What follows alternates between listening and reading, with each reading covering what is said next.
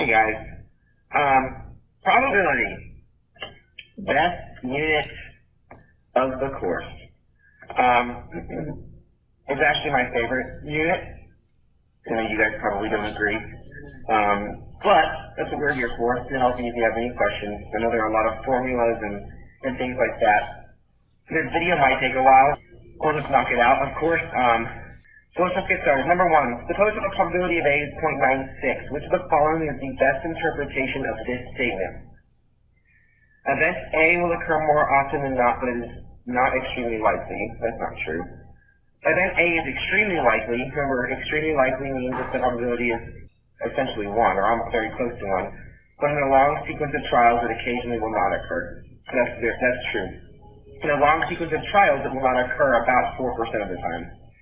So same thing with question 2. Exact same answer. There are 42 students in a film production course at GSU, 15 freshmen, 10 sophomores, 13 juniors, and 4 seniors. One student is selected at random to have his film shown at the Rialto in downtown Atlanta. What is the probability that the student chosen is a senior? So, to do this, all we're going to do is say, how many seniors are there? 4. Out of how many total possible seniors? 15 plus 10 plus 13 plus 4. Look at how I type my answer in. Just please use parentheses when you need them. If not, it's going to do order of operations and give you something that's not correct. So all these are in percent, so we can oh, what is this? Okay. So we can multiply this by 100 to get to be a percent. Just go back in the code and just do that. And then if we want to round to the nearest whole number, you can see it's going to be 10%, but if you need Excel to do it, there we go. It is known that 4% of children carry a certain virus, but a leading health researcher suspects that the percentage is actually higher. Which of the following provides the most convincing evidence to support the researcher's suspicion? Out of 20 randomly chosen children, 1 carries the virus. Out of 60 randomly chosen children, 3 carry the virus. Out of 5,250 carry the virus. Out of 5,000. If you look at all these percentages, let's just do 1 out of 60. Let's go randomly. That's 2%. And we suspect there's more, so that's not going to be right. We can do 3 out of 60.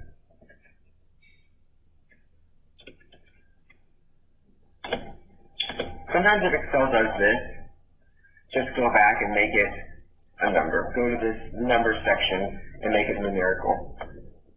That's 5%. We can do 250 out of 5,000, 5%, and 210 out of 5,000. But what happens with probability is you want a large sample size. So if we have 5,000 randomly chosen children and 250 of them carry the virus, that's about 5%. That is 5%. So that provides the most evidence that it's greater than 4% because it has a larger sample size. And you can look, if you have a group of 5,000, the probability was only 0.042. Okay, same question, so I'm going to skip that one. Just graph, it's the same reasoning as before. But we look, which one's the lowest with the largest sample size? Joan has a 4-sided die with side door number 1, 2, 3, and 4. After she rolls it 20 times, how many times does she roll the number 3? I'm going to say it's impossible to tell. We don't know exactly how many times she's rolled the number 3. We can get an estimate for how many times we expect her to roll the number 3, but we can't know exactly how many times. Okay. Same question. After she rolls it 2,000 times, she finds that she rolled the number 2 a total of 187 times. Which of the following is true? Joan has provided evidence that calls into question whether or not this is a fair die, because the relative frequency of rolling a 2 is quite different than the theoretical probability, even after repeating the experiment many times. So let's just see. What's the relative frequency? 187 divided by 2,000. 0.09. Yeah. So, because she rolled it 2,000 times, 187 out of 2,000, about 10%. you know, you would expect with such a large sample size that your relative frequency would roughly be to see a radical probability of 0.25. You would see number 2 25% of the time, you would see a number 3 25% of the time, a 4 25% of the time, and a 1 25% of the time. Therefore, because it only occurred 10% of the time, it probably does call into question the validity or the fairness of the die. A family plans to have 3 children. For each girl, assume that the probability of a boy is the same. Okay, what is the probability that they will have at least one boy and at least one girl? So with questions like this, what you're going to need to do is think about all possible combinations of 3 children in a family. You know, we could have 3 boys, 2 boys and a girl, a boy, girl, boy, or a boy, girl, girl. Assuming that you get a boy first. And then we can do the same thing, girl, girl, girl, girl, girl, boy, girl, boy, girl, girl, boy, boy. And if you look and you count, there are 8 possibilities. And this should make sense because think about your multiplication rule. There are 2 children for or 2 options for the first child, boy or girl. There's 2 options for the second child, boy or girl, and 2 options for the third child, boy or girl, which is a total of 8. So 2 times 2 times 2 is 8. We should have a total of 8 combinations. So what is the probability that they will have at least one boy and at least one girl? So all you're looking to see is how many options here have just a combination of boys and girls. 1, 2, 3, then that means all girls, and then these 3. So out of this total sample size, or out of this sample space, we have 8 options, 6 of which have at least one boy and one girl, 0.75. A person is in a casino.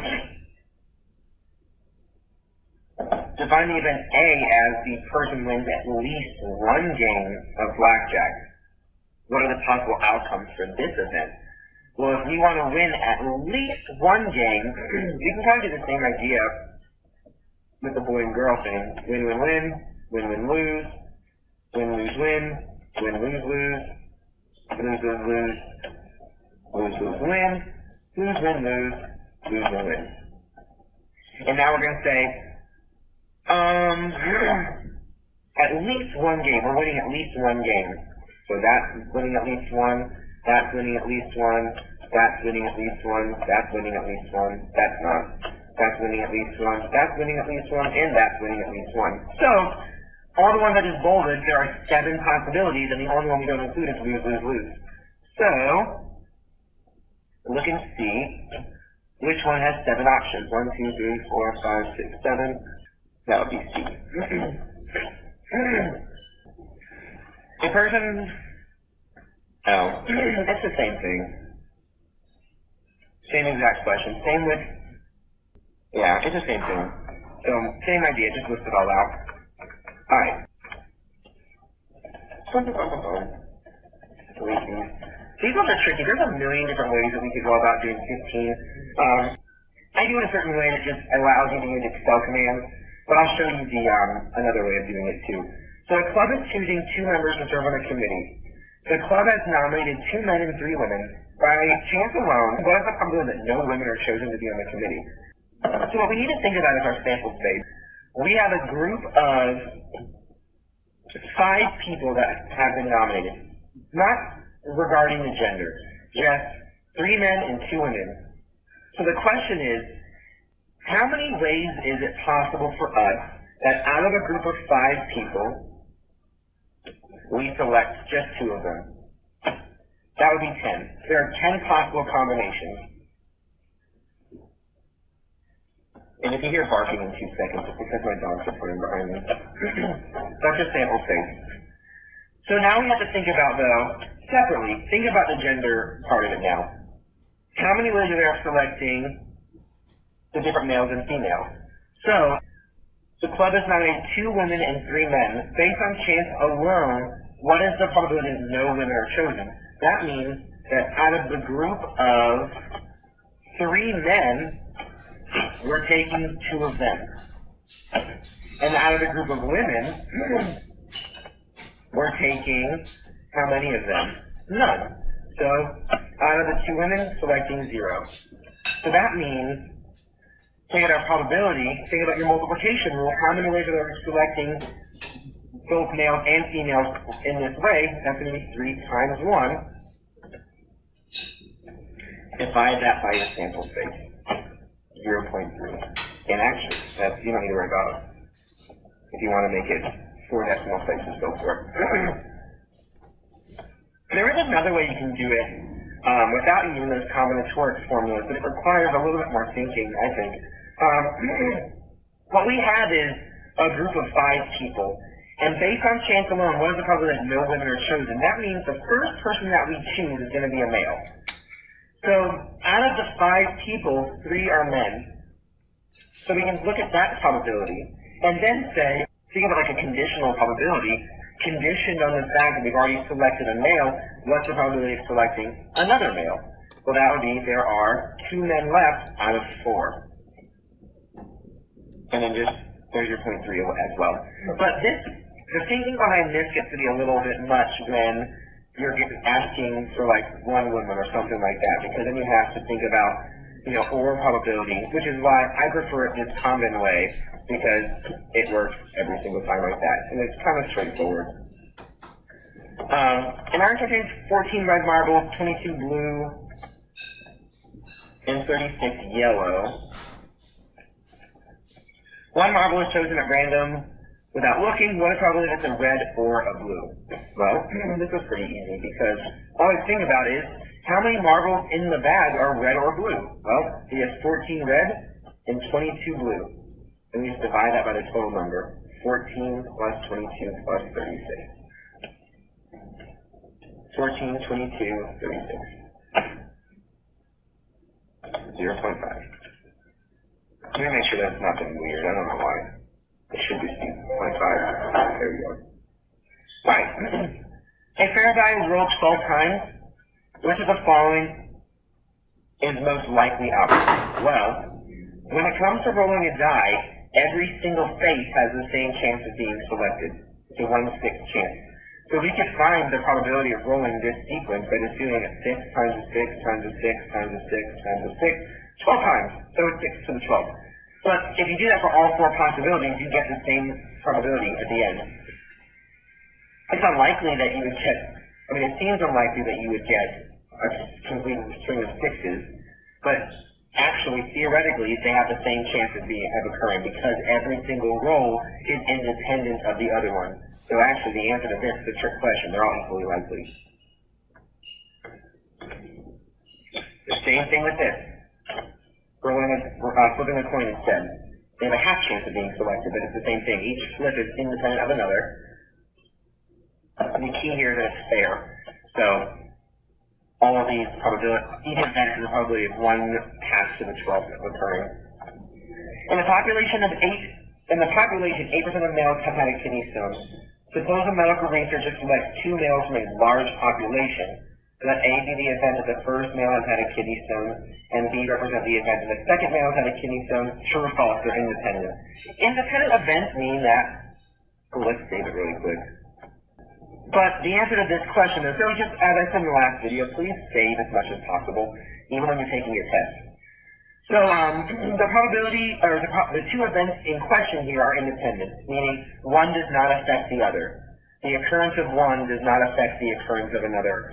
And this should make sense. If I have a kidney stone, somebody that works with me having a kidney stone, I'm not going to affect that. The fact that I have one is not going to affect that. Same thing with this one. And another key part of this is that it's from a large population. Same question here, but now we're talking about diabetes. They are independent. Me having diabetes is not going to affect you having diabetes. For safety reasons, 3 different alarm systems were installed in the vaults containing the safety deposit boxes at the Beverly Hills Bank. Each of the 3 systems detects theft with a probability of 0.8, independently of the others. The bank obviously is interested in the probability that when a theft occurs, at least one of the 3 systems will detect it. So, what is the probability that when a theft occurs, at least one of the 3 systems will detect it? So, think of it like this. We could have someone break in and none of the systems detect it, one of the systems detect it, two detect it, or three.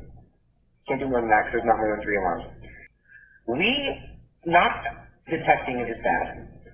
So what you're hoping for is if there are 3 alarm systems, at least one of them will detect it. Well, another way of writing these is in terms of, we say 1, 2, and 3, if we add the probabilities together, that's going to be the probability that x is greater than or equal to 1. This is still x equals 0. Let's just think of it as the probability of x equals 0. But what we know, though, is that all of these probabilities, the probability that x equals 0, the probability that x is 1 plus the probability that x equals 2, and the probability that x equals 3, adding them together, we get a total of 1. So the probability that x equals 0 plus the probability that x is greater than or equal to 1 equals 1. And this is what at least means. If we say at least 1, we mean greater than or equal to 1. We'll just solve the equation. Move the probability that x equals 0 to the other side. It's a complement. So the probability that x is greater than or equal to 1 is the same thing as 1 minus the probability that x is 0. So this is the probability that we're going to find. We're going to evaluate this in this way. We're going to do 1 minus the probability that no detection occurs. So what is the probability that no detection occurs? X is 0 means none. Well, what is the probability that no detection occurs for one system? Well, if it detects it with probability 0.8, that means it does not detect it for 1 minus 0.8. So that's for one system. And each system operates independently of the other one, and that's the key here. Because then, to get the probability that no detection occurs for 2 of the systems, we just multiply 0.2 times 0.2. For 3 systems, we just multiply 0.2 times 0.2 times 0.2, or 1 minus 0.8 to the third. And then all we have to do to get at least 1, if you look above, it's just 1 minus this answer. And we want to round to 5 decimal places, 0.99200. And that's what's tricky about this, though, is that you have to consider, when we talk about at least 1 occurring, it's easier to think about it in terms of its complement of 1 minus no detection occurring.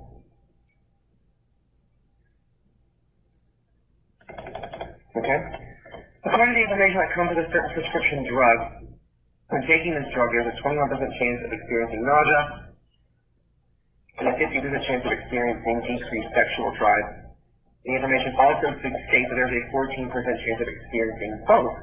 So what is the probability of experiencing neither of the side effects? Well, that means neither is 1 minus the probability of either. And we have to figure out, how do we determine the probability of either event occurring? Well, that means nausea or a decreased sexual drive. So we can just do the OR rule, where we have the probability of either nausea or decreased sexual drive is the probability of nausea plus the probability of decreased sexual drive minus the probability of their intersection. That's an equal sign. That's why. And now we're given all those probabilities. So it's 1 minus. The probability of nausea is 0.21. The probability of decreased sexual drive is 0.5. And there's a 14% chance of them occurring together. 0.43. Next one. According, blah, blah, blah, same question, but now this one says, what is the probability of experiencing only nausea? Now you might get confused and say, well, isn't that just 25%? Because you know the probability of nausea is 0.25. But this 0.25 also takes into account that sometimes you'll experience the decreased sexual drive. And what it means by only nausea means nausea only without any decreased sexual drive. So to get this probability is only nausea, so nausea and not decreased sexual drive, we're going to take the 0.25 and just subtract the chances of it occurring with decreased sexual drive, so 0.10. And question 24 is actually the easiest one, because we can just straight up plug and chug. We want nausea or decreased sexual drive. And we know that that's going to be the probability of nausea plus the probability of decreased sexual drive, but subtract what happens when they occur together. 0.53. So let A and B be two independent events. If the probability of A is 0.5, what can you say about the probability of A given B? Well, if they're independent, the fact that B has already occurred should not matter. Therefore, it's equal to the probability of A. 0.5. Suppose a basketball team had a season of games with the following characteristics. Of all the games, 60% were at home, denoted by H. Of all the games, 25 were wins, denoted by W. Of all the games, 20% were at home wins. That means they won given they were at home. Of the at-home games, we are interested in finding what proportion were wins. Which of the following probabilities do you need to find in order to determine the proportion of at-home games that were wins? So, with this question here, let's see. Which of the following probabilities do you need in order to determine the probability of at-home games that were wins? So, we need to look at, let's see, no. Think about your generalized multiplication rule. So we're going to need, I'm reading, sorry, hold on one sec. Alright, so with this one though, we're conditioning on that we're wins. So we're conditioning upon the at-home game. So given that we're at home, what's the probability of winning? Which is all we need. That's what we're trying to find. Okay? So let A and B be two independent events. If the probability of B is 0.5, what can you say about the probability of B given A? Well, they're independent. So the fact that A occurred does not change the probability of B. So once again, like the one before, it's equal to 0.5. Two methods A and B are available for teaching a certain industrial skill. There is an 80% chance of successfully learning the skill if method A is used, and a 95% chance if method B is used. However, method B is substantially more expensive and therefore used only 25% of the time. Method A is used 75%, okay? The following notations are suggested. Method A is used, A, B, okay. Which of the following is the correct representation of the information that is provided to us? So, probability of A is 0.75, probability of B is 0.25, that's good. Then the probability of L of success given A is 80, and method B is, I think, if method B, that seems right. Let's look. Yeah, I think that's right. So the probability of learning it successfully given that A occurred is 80% chance. Yeah, I'm going to stick with this one. Which of the following is the probability that a die toss will be less than 4 given that it is odd? The probability is B given A. Next one. Of the friends who like sprinkles, what proportion of this group like chocolate? So what this question is implying is we want the proportion who like chocolate given sprinkles. So we're going to say that this is the probability of chocolate and sprinkles, 0.16, divided by the probability of liking sprinkles, 0.16 divided by 0.43, 0.3721.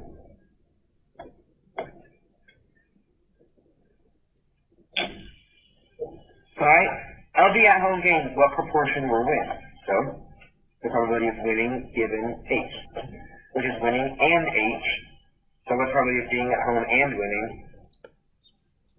0.2, divided by the probability of being at H, 0.6, so 1/3. 33. Alright, so we have a Dalmatian study. 31% of all Dalmatians have blue eyes, 38% of Dalmatians are deaf. If a Dalmatian has blue eyes, there's a 42% chance that it is deaf. Based on the results of the study, is having blue eyes independent? No. Because if it has blue eyes, there's a 42% chance it's deaf. Well, if it were independent, the fact that it has blue eyes does not alter the probability of it being deaf, and it goes up from 38 to 42%. So no, they are not independent. What of the handedness of the last 15 U.S. presidents are as follows. 40% were left-handed, 40% 47% were Democrat. If a president is left-handed, there's a 13% chance that it's Democrat. Is being left-handed independent of being a Democrat? Well, no.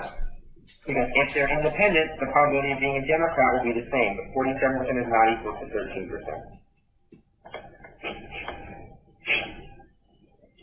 Okay? Okay, so this question here is going to require that generalized multiplication rule. So we say the probability of A given B equals the probability of A and B divided by the probability of B. Well, we can reorder that and that the probability of A and B is equal to the probability of B times the probability of A given B. Just reorder this formula. Ooh, let me think. Okay, so then we have all this information. We know that the probability of, think of it like this, let A and B is the event of blue eyes, and A is the event of being deaf. So we want A and deaf, we want the probability of blue eyes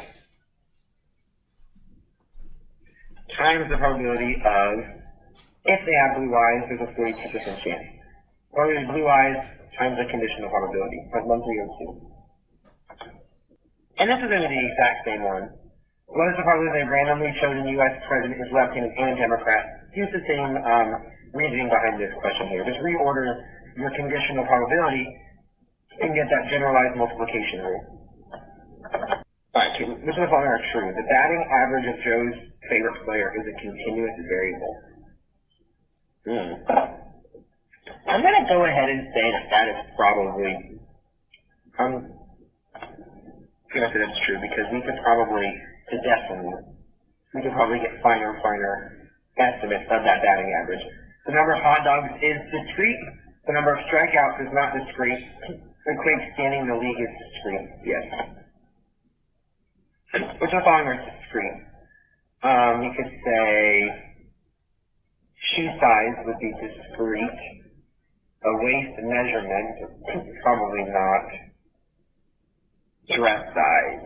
I'm going to say those two, because foot length you can kind of, just like height, measure it finer and finer. Waist measurement, same thing. Shoe size, just because of the way that we measure shoes, it's like 10, 10 and a half, 11, 11 and a half. It doesn't get any finer than that. And same thing with dress size. I think dress sizes are like 0, 1, 2, 3, 4. I think it's like that. Which of the following is a characteristic of a discrete random variable? It's something that you can count. Really. Something you measure is more continuous. Which of the following is a discrete? Dot volume, card finish. Yeah, weight and height are something you measure. Daily rainfall is oh my gosh, is an example of what type of data? I'm not saying it's continuous because you measure that in inches. The number of times that a hiker walks over 8 miles each day is discrete. Okay, now we're at the fun stuff. Let's delete all of this. Man, we still got like 59 questions left. So, what is the probability that on a given week there will be at most 3 accidents? So copy the table into Excel. And all you're going to say is at most 3 means there's no more than 3. So we just look at 3 accidents and less. If you highlight it in Excel, look at it tells you the sum, because that's what we're looking for. At most 3 is 1, 2, 3, and 4. What's the probability? It gives you 0.85. 23.2, 0.15, 0.1. Oh, it's the same. So by the 3rd day of a particular week, 2 accidents have already occurred in the intersection. What is the probability that there will be less than a total of 4 accidents during the week? So, we know the probability, we want to find the probability that there's less than 4 accidents, given that we know that at least 2 have occurred.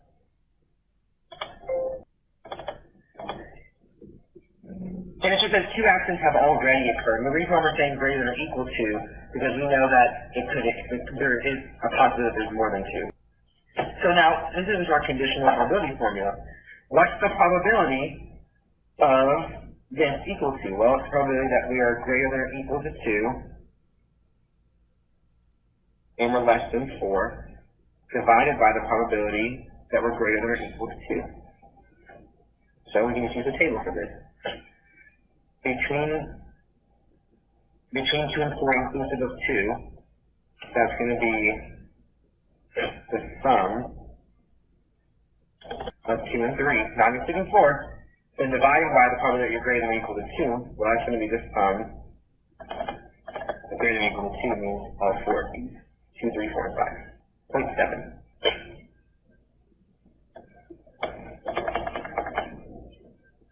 According to the Pew Research Center, okay, yep.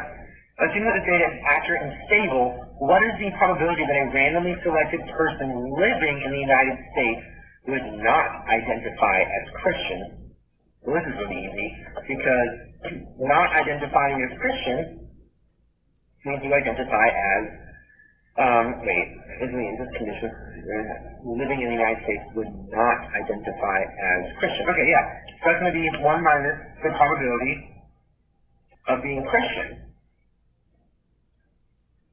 Well, if you look at the table, 1 minus, what are the probabilities, what are the Christian probabilities? Well, 0.466 Protestant, 0.208 is Catholic, and an other, 0.293. Another way of doing that is just add the probabilities of not being Christian. 0.06 plus 0.233 is 0.293. Okay, this is the same one as before. What's the probability that in a given week there will be at most 2 defects? Well, that's you just adding up these 3 numbers, which is 0.9. 0.5 plus 0.25 is 0.15. Alright, let's see. Assuming the data is accurate and stable, what is probably the range of the Christian living in the United States who identify as Catholic? 0.208. Yeah.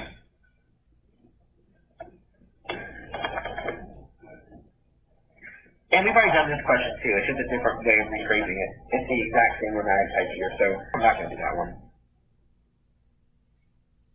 Yeah, because we have 2 have already been detected, so greater than or equal to 2, less than 4. Same thing. Alright, here we have some histograms.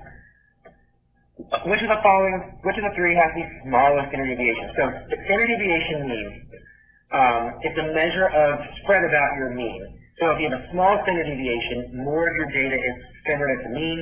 A larger standard deviation means more of your data is away from the mean. So if we want the smallest standard deviation, that means we want which histogram has the most data at the mean. Well, our mean here is the center at 3. Histogram 2 has the most data there. That's what this vertical bar represents. So why? Hang down. Okay. What is the probability that in a given week there will be at most 4 items sold? Well, at most means no more than 4. Oh, hello. If that happens, just copy it again.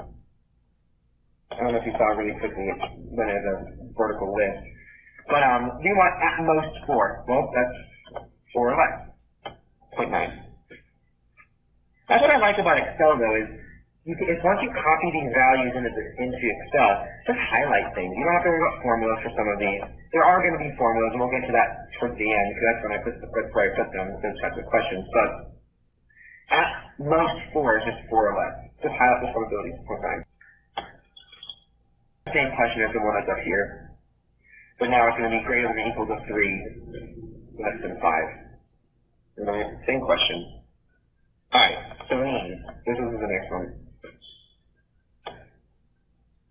Oh, same table. Good. So on average, how many items are sold in a week? So what we're looking for is the mean of this distribution. Let me just say that you highlighting this row and saying that the average is 3 is not correct. Alright, a lot of students do that. They just see, oh, I have a number of 0 through 6, that's the average of those 3. That's not correct, because that assumes that 0, 1, 2, 3, 4, 5, and 6 occur equally likely. But if you look at this table, these don't occur with the same probability. So we have to take into account that a 0 will occur 10% of the time, a 1 will occur 20% of the time, 2 will occur 40% of the time. So our mean is probably going to be somewhere around 2. So to get this answer, though, I made a video in the reading to calculate the mean and standard deviation and variance of a discrete random variable. And so we're just going to use this formula, sum product. We're going to take each value of x, highlight them, and multiply them by the probabilities that they occur and add them together. And that's what sum product does. Think of the two words in there, sum and product. Sum is add, product is multiply. We're going to multiply every value by probability and add it up. And the mean is not 3, 2.2. Alright, so same question. I'll do it again just so you can see some product. Copy the table. Remember, if it does this, just delete it and copy it again. Sometimes it's weird. If it does it again, try it again. But there you go. So on average, how many accidents are there in an intersection in a week? Well, we're going to find that means the mean. Typically, how many accidents are there? Sum product. Take each x value and multiply it by its probability. 1.8. That should make sense. Look around here. The biggest bulk of probability occurs here. About 70% of your probability is between the values of 0 and 2. Alright, Wacky Wanda, or what is it? Wanda's Wooden Widget. I'm not into this one. It's the exact same thing. On average, how many defects are found? It's just the average. So you don't copy that into Excel, just use some product. Alright, so we have some histograms, which has the largest standard deviation. So remember, standard deviation is, on average, how far away are your values from the mean. And we want the largest standard deviation, which means we want more of the data away from the mean. So of these three histograms, our mean is 3, but these two vertical bars in histogram Z are the largest. So we would say Z has the largest standard deviation. I'm going to save it right now, just while I'm thinking about it. I didn't do that one, I just did this one. 57. That's the same thing. Exact same question, just different. The largest standard deviation is where the values are farthest away from the center. That will be histogram Z.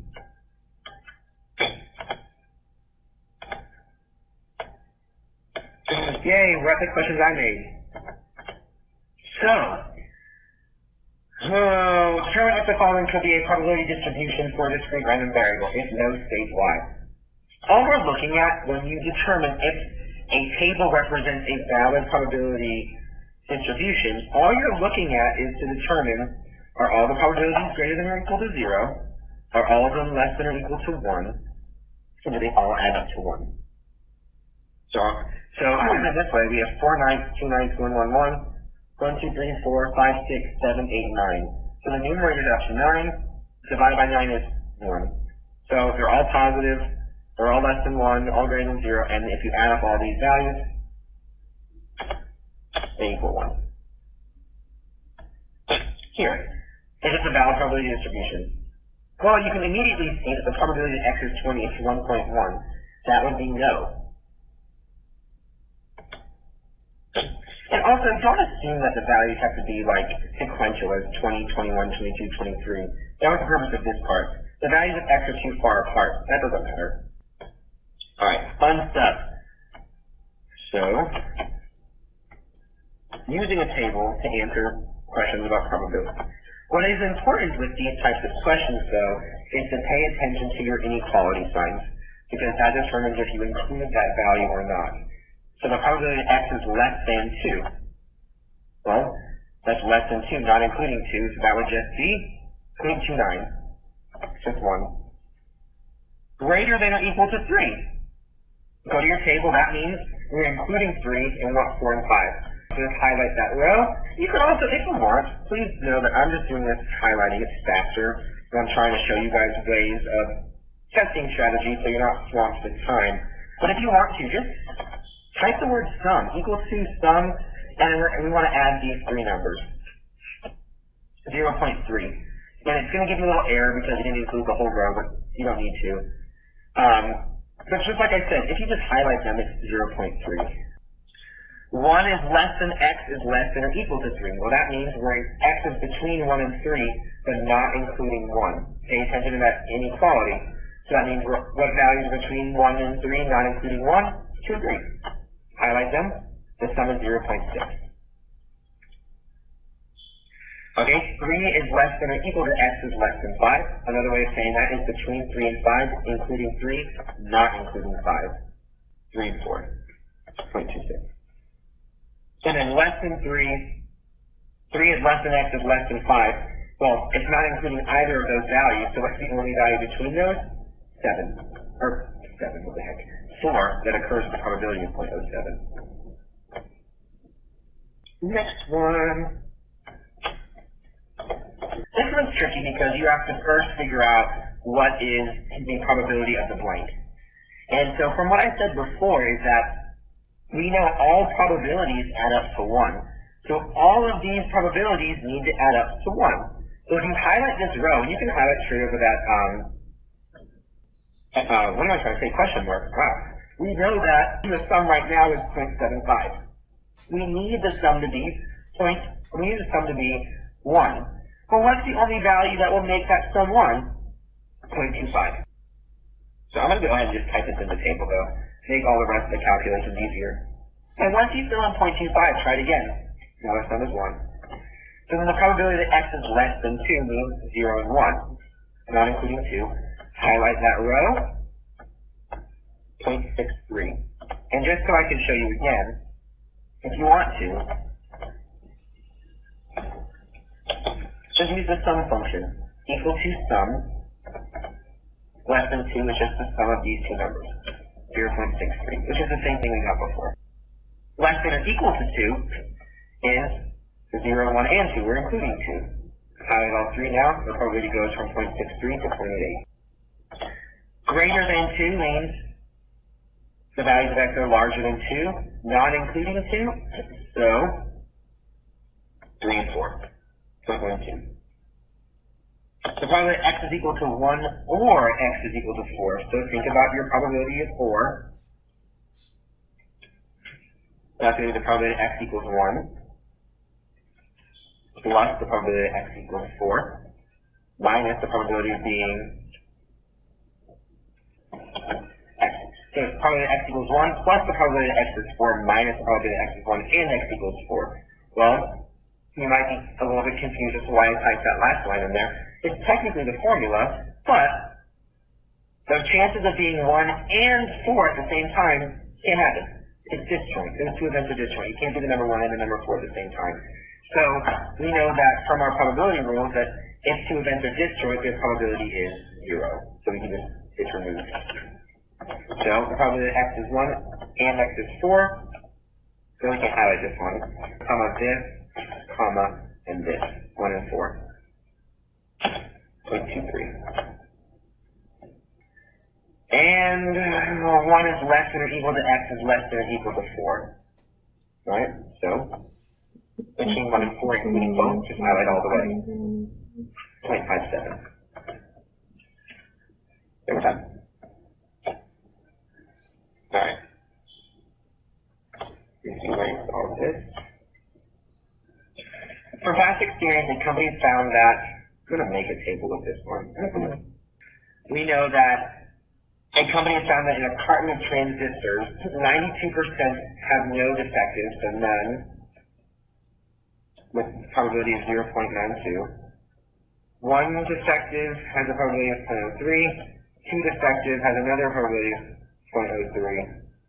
And then 3 defective, 0.02. So we don't worry about this last row because it doesn't count, but what we should see is that if we add up all of these numbers, it should add to 1.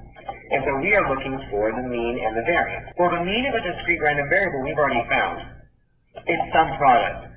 Now, when it asks you for the variance, though, you do need to find the mean first, because the variance is just a measure of spread about the mean. Same with the standard deviation, it's a square of the standard deviation. So we need to find the means first. So we highlight our x's, comma, highlight our y's, or our probabilities. So the mean is 0.15. Let's get 4 decimal places. So the variance. There are really 2 ways to find the variance. I do it one way, and you saw it in the video. Your instructor might do another way, but they both rely on the sum product formula. So all I do to find the variance is sum product, array 1. That's just a list of numbers, by the way. So start with a parentheses, add 1. To find the variance, you know, one of the formulas says you take all of your x's and you subtract the mean. So highlight your x's, just do minus and click the mean. So it's all the x's minus the mean quantity squared, and you multiply that by the probability. So look at how I typed that in. I had my x's, but I subtracted the mean squared, and then I multiplied that by the probabilities. 0.3075. So just be careful of that. Just be careful of your parentheses. Okay, find the value of the constant k so that the following table represents a valid probability distribution. Then find the probability that x is less than 2. So with this question here, we need, first of all, k has to be positive. Okay, that's just implied. But all the probabilities in a table have to add up to 1. So what this means is that we need to make sure that all of these numbers add up to 1. So 2k plus 3k plus 13k plus 2k. Think of your algebra skills. Or use your algebra. They're all like terms. So 2 plus 3 is 5. 5 plus 13 is 18. 18 plus 2 is 20. So we have, if we add all that, we get 20k equals 1. Solving for k gets us 1 over 20. So that is the value of k that makes this table a valid probability distribution. So we want to know then what's the probability that x is less than 2. So the probability that x is less than 2, well, that's going to be 1 and 2. Well, that's 2k plus 3k. That's 5k. But we also know that the value of k is 1 over 20. 0.25. Alright, another one. A florist determines the probability for the number of flower arrangements they deliver each day. Find the mean, variance, and deviation, and we'll do the last one in a second. So, alright, the mean, variance, and deviation. Mean is just some product, so I'm not even going to explain that. We'll just calculate it. Because in order to do the variance, we need the mean. Highlight x's, highlight probabilities. The mean is 20.71, but let's just see if it's more than that. Nope, 20.71. Now, I know it sounds weird to say that she delivers on average 20.71 flower arrangements each day, but it's always about like in the long run. If she delivers flowers every day for thousands and thousands of days, on average it's about 20.71. We don't round these, so just be careful. Variance, so once again, it's going to be some product. Add another parentheses right away. Highlight your x's. Subtract the mean. Close the parentheses and square it, comma your probabilities. 1.6459. Now, standard deviation, if you remember, is just the square root of the variance. So we just type it in. Find the variance first, square root it. And in Excel, you just type in SQRT. So we want 4 decimal places, 1.2829. And this last question is kind of an extension. Approximately how many arrangements should the florist expect to deliver each week, rounded to the nearest whole number? So in this case, we expect to deliver 20.71 per day, and there are 7 days in a week, assuming that the florist delivers flowers all 7 days a week. So what we're going to do is take 20.71 flowers per day times 7 days to give us the week, which is 144.97, or approximately 145 per week. Alright, color blindness is any abnormality of the color vision system, whatever. Okay, that's a lot of words. Which of the following is true about the random variables x, y, and z? Check all that apply. So, roughly 8% of white males have some form of color blindness, while the incidence among white females is only 1%. A random sample of 20 white males and 40 white females was chosen. Okay, so binomial. Binomial is a special type of probability distribution that meets 4 certain conditions. So, if in your experiment you have 2 outcomes, success or failure, if you have the same probability in each trial of, it's consistent. So in this case, the probability of being colorblind doesn't change. So we have 2 outcomes. The probability of success and failure is the same. All the trials are independent, meaning one does not affect the other, And that's important there. You know, all of these conditions have to be met. But anyway, so we have that there are two possible outcomes, success or failure. The probability of success is the same for every trial. The number of trials is prefixed, and then each observation of each trial is independent of the other one. In this case, though, it meets. So with X, the number of males out of 20, so you have 20 males, and the probability of success is 0.8, and that you have color blindness or you don't, and one male having color blindness does not affect. Same thing with the females, though, or same thing with Y, but Y is females, so now we're looking at out of 40, there's a probability of success is 0.1. Oh, let me see. Where are we? Okay. Oh, wait, no. And then, Y is binomial with N20, okay? And Z is not binomial. Z is the total number of colorblind individuals in this sample, males and females together. The probability is the same. Let's see, 8% of males have some form of color blindness. Well, we don't know the probability of just being colorblind in general. Let's see, I guess it's 0.9. That just doesn't, it's just white. I'm going to say that that's not true. Z is colorblind. Alright, number 66. Alright, so I'm actually going to go back real quick and say that Z is not binomial because the probabilities are not the same for every individual. So if you consider males and females together, the probability of them having color blindness is not the same because you can get a male or a female, and the probability is going to change between 8 and 1%. Alright, that's, you know, the same. I'm not going to do that one. Just check them as the four conditions. Alright, so 67. Probability using binomial. So there are two functions in Excel, first of all, that calculate binomial probabilities. Binom diff. And you'll notice it asks for four things: the number of successes, the number of trials, the probability of success, and what's called a cumulative. And I'll talk about that in a second. So in this question, what is the probability exactly 2 of the 20 males are colorblind? So that's the number of successes we want. 2 out of the 20, the probability of having colorblindness for a male is 0.08. Now, cumulative, there are two types of probability that Excel will calculate. One is the probability that X equals a value, or the probability that X is less than or equal to a value. So, whenever we want just plain old equal to, we specify the cumulative is 0. We don't want cumulative, or else it will calculate the probability X is less than or equal to 2. But we just want equal to 2, so we just specify 0. Oops.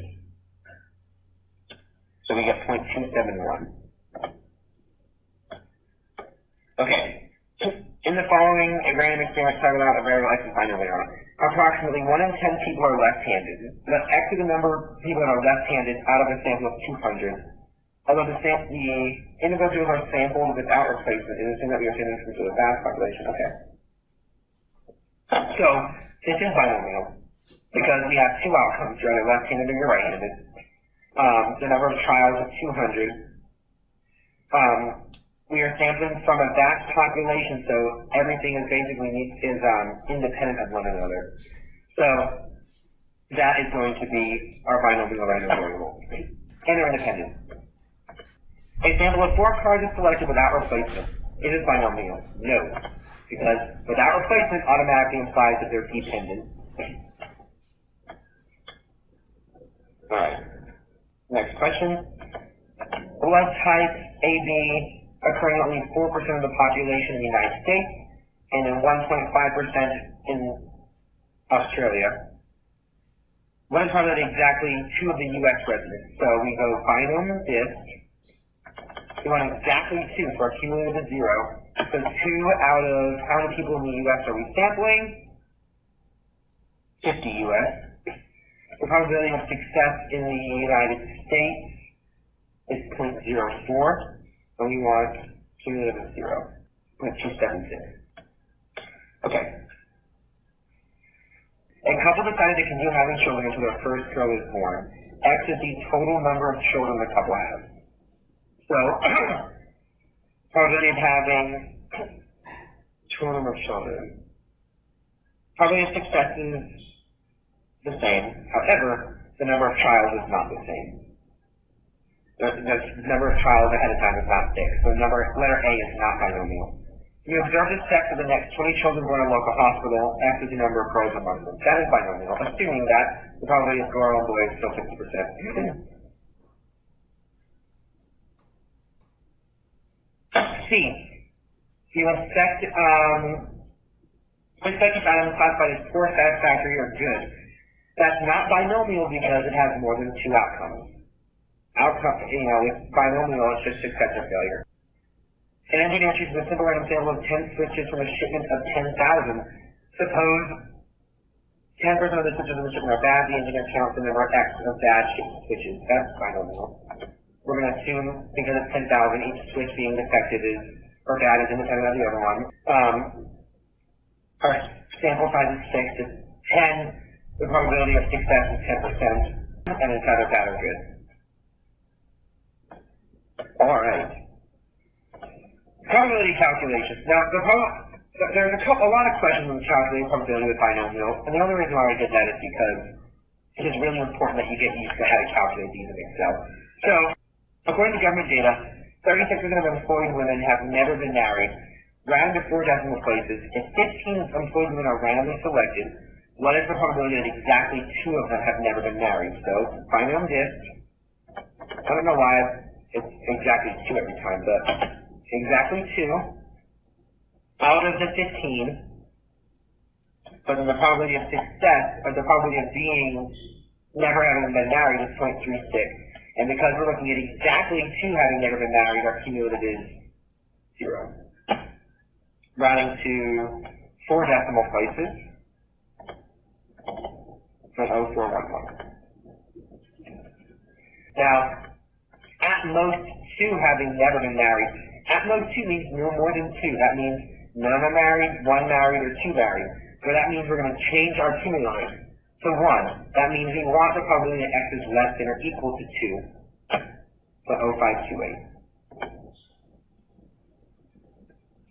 Now, the probability that at least 13 have been married. So at least 13 is greater than or equal to 13. Understand, please, that in Excel, the binomial disk function with a cumulative of 1 only calculates less than or equal to probability. We want greater than or equal to 13. So we need to be careful and say that this is, another way of writing it is, 1 minus the probability that X is less than or equal to 12. Think about it for 2 seconds. Whenever we do probability with binomial, we always want to rewrite it in terms of some less than or equal to probability. So for greater than a 13, including 13, we can just say it's the complement of all less than or equal to 12. So in Excel, that's what we're going to do. 1 minus binomial disk. The number of successes is 12. I know we're looking at 13, but we're doing it in terms of this complement. 12. The number of trials is 15. Please note that I italicized one part of it that says has been married, because that 36% is the probability of never having been married, so the probability is going to be now 1 minus 0.36. So our cumulative is once again 1. And we get 0.0528. Same thing.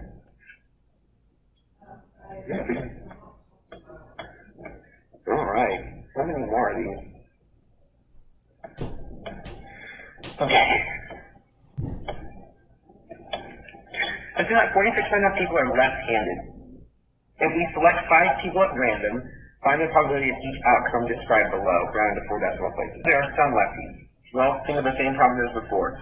Greater than or equal to 1 is the same thing as 1 minus X is not equal, or X is equal to 0. So we're going to do binomial disk. Number of successes is, actually we'll put 1 minus first. 1 minus. The number of successes is 0. The number of trials is 5. The probability of success is 0.46. And our cumulative is 0 because we're only looking at the probability that X is equal to 0. 0.95 or 1. There are exactly 3. Binomial disk. Exactly 3 means our cumulative is equal to 0. So the number of successes is 3 out of the 5 trials. The probability of success is 0.46, and our cumulative is 0. rounded to 4 decimals, 0.2838. There are at least 4 lefties. So at least 4 lefties, they're going to equal to 4. Think about how we wrote that in the last example. That's 1 minus the probability that x is less than or equal to 3. So now our probability statement is going to be in terms of 3 and not 4. So 1 minus binomial gift. The number of successes is now 3, once again, but out of the 5.46, but now our cumulative is 1.1415.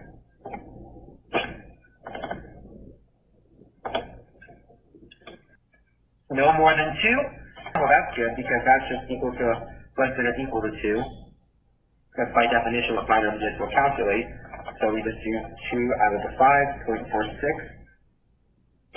Cumulative is 1.5747. And if you can't see that, though, just always round using the Excel. Okay, the next 2 questions deal with the mean and the variance of a binomial random variable. And there are 2 formulas for it. They're on your formula sheet. The mean is just n times p, and the variance is n times p times 1 minus p. So, this would make sense, meaning if we're selecting 5 people, how many should we expect to be left-handed? Well, that should be 5 times 0.46. 230? Oh, 0.46. 2.3. And then standard deviation. So we're going to find the variance and then do the square root of that. So the variance is n times 0.46 times 1 minus 0.46. That's the variance. We need to find the standard deviation by taking the square root of that number. Rounded to 4 decimal points. 1.1145. Okay, I'm not going to do number 75. It's the same thing. Exactly 2 students. Binomial gist with a cumulative of 0. Okay. In its monthly report, the local animal shelter states that it currently has 26 dogs and 19 cats available for adoption. Alright, let's just do this. Let's do... Alright, so dog... I'm going to make a table. Dog, cat, male, female, total. I'm not even going to make a table. So, and 26 dogs and 19 cats. So for a total of, how many animals? 45. 9 of the dogs are male, and 1 of the cats are male. Okay? That means we have a total of 10 males.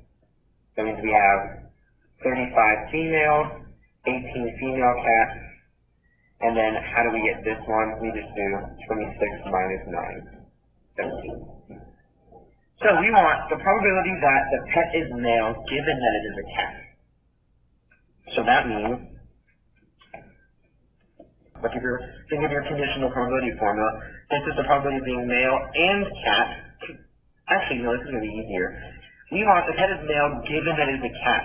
So given means that we know that the animal that we are choosing is a cat. We know that. How many animals are cats? 19. You know. How many of those 19, though, are males? 1. 2 decimal places. 0.05. The pet is a cat given that it is a female. Pet is a cat given that it's female. Well, that tells us we know the pet is female. How many females are there? 35. How many of them are cats? 18.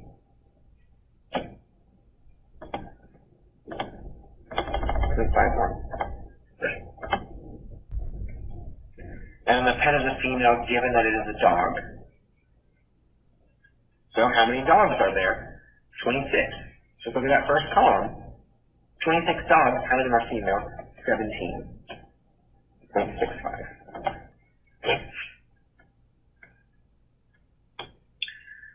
Alright, this is kind of the same one. Alright. It's going to be very, very, very similar. I already made the table for you for that one. Alright, 78. Suppose that the probability of event A is 0.11 and the probability of event B is 0.39. Also suppose that the two events are independent. Another question just like this, then the probability of A given B is the probability of A, which is 0.11. They're independent. Okay, the probability of a tourist visiting an area cave is 0.65, and of a tourist visiting a nearby park is 0.51. The probability of visiting both places on the same day is 0.43. The probability of a tourist visits at least one of these places is blank. Well, at least one means either or. Oh, let me save really quick. Man. Number 79, okay. Alright, so back to this one. That means at least one of these two places means the area cave or the nearby park. So we know that our OR formula is probability of a nearby cave plus the probability of a nearby park minus the two of them together, 0.73. Okay, in your top dresser drawer are 6 blue and 12 gray socks, unpaired and mixed up.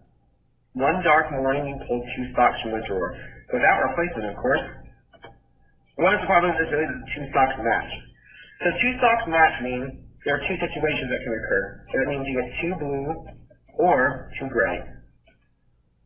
And that means that that's going to be based on our OR formula. That's going to be 2 blue plus the probability of 2 gray. And we can't, because we're not pulling, you can't have 2 blue and 2 gray. We're only pulling 2 socks. So now we just got to think of, alright, without replacement. So let's just focus on the 2 blue. What's the probability that you pull 1 blue? Well, there are 6 blue socks total, divided by the total number of socks, 18. So you pull a blue sock, you keep it without replacement, and then you're going to go back in and grab another one. What's the probability that you pull out another blue sock? Well, you've already kept one, so there's 5 left out of 17. That's just the probability of getting 2 blue. Now we need 2 gray, so plus. So, same idea. 12 gray, so your first pull is 12 of them out of the 18. But then now you've kept one. Now there's 11 gray left out of 17. And then round it to 4 decimal places. So 5294. Alright. Colorblindness, they're binomial. X and Y are both binomial. This question was up there before. And the action you see is, can we approximate this by a normal random variable? So, in order to approximate a binomial distribution with a normal distribution, 2 conditions have to be met. N times t has to be at least 10, and n times 1 minus t has to be at least 10. So we take, for both of these, n times t. So for x, it's the male. So we have 20 times 0.08, n times t, 1.6. Doesn't work. So x can't be. So let's do the females. So a random sample of 40 white males and 40 white females. So for females, it's n times t, or 40 times 0.01. I'm going to do equal sign again. 24. That's not 10, so neither x nor y can be approximated by a normal random variable. Alright. Next one, 82. Almost done. X is the number of males out of 100 who are left, Y is the number of females who are left, Z is the total number of left-handed individuals in the sample. So we know that Z is not binomial, so we don't even focus on it. But we just need to calculate n times p and n times 1 minus p for both problems. So, for x, out of 100, so that's going to be 100 times, it says 12%.